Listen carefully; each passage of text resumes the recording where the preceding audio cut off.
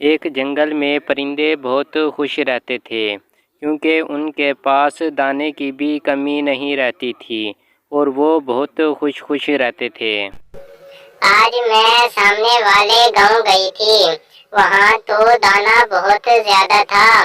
मैं कुछ ले आई ताकि जमा हो जाए।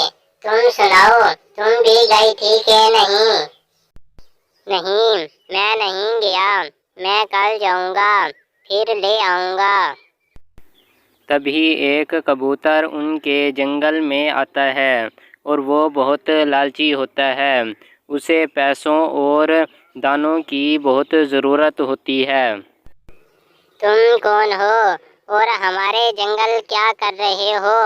पहले तो हमने आपको कभी नहीं देखा, आज ही देखा है। कौन हो? मेरी दोस्त चिंकी इस जंगल में रहती है। मैं उससे मिलने आई थी। आप मुझे उसके घर पहुंचा दो ताकि मैं उससे मिल लूं। और मुझे काम भी है और मुझे एक घोंसले की जरूरत है। मैंने यहीं बनाना है। हम कैसे मान लें कि आप चिंकी की दोस्त हो? चलो मैं पूछने जाती हूँ। अगर चिंकी ने हाँ कर दी तो मैं उसे ले आऊंगी, वरना फिर तुम यहाँ से चली जाओ। चिंकी, तुम्हारी दोस्त पिंकी है, तुमसे मिलने आई है। हाँ, वो मेरी दोस्त है। चलो फिर तुम जाकर उससे मिल लो। वो कब आई है? उसे मेरे घर का तो पता ही नहीं था। इसीलिए तो बताने आया हूँ कि वो आई बैठी है। पिंकी कब से आपका पूछ रही थी। चलो फिर चलते हैं, वो बैठी होगी। चिंकी कैसी हो? मैं कब से आपको ढूंढ रही हूँ और तुम मिल ही नहीं रही थी। हाँ पिंकी, मैं ठीक हूँ। मैं इधर ही होती हूँ, साथ ही मेरा घर है। ओह अच्छा, चलो तुम मिल गई, ये बहुत बड़ी बात है और मुझे बहुत खुशी हुई। और फिर दूसरे सारे परिंदे उड़कर चले जाते हैं और वो आपस में बात करना शुरू कर देती हैं।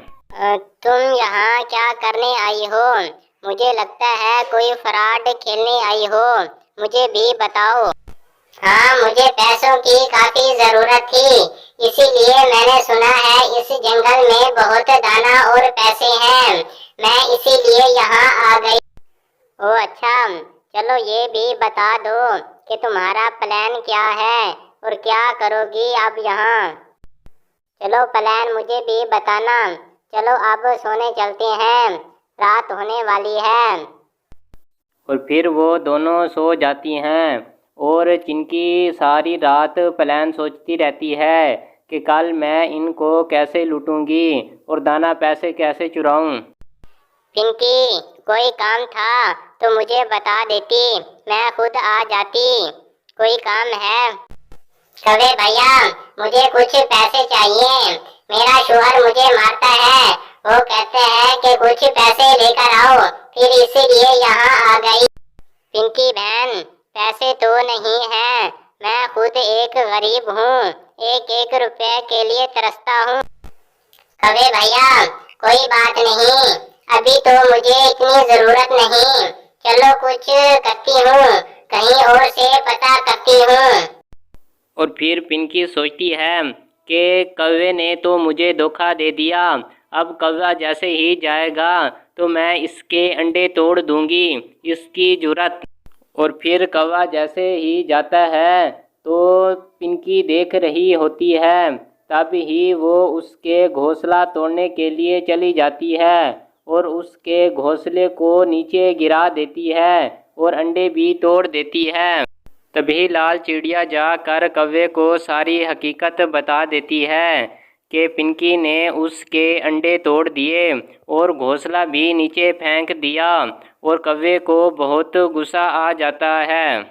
चिंकी सोच रही होती है कि अब मुझे यहाँ से चला जाना चाहिए कि कौवा ना आ जाए।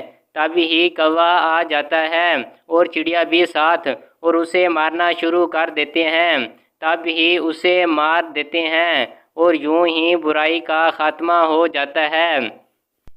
इस कहानी से हमें ये दर्स मिलता है कि जो बुराई सोचता है उसके साथ बुरा ही होता है।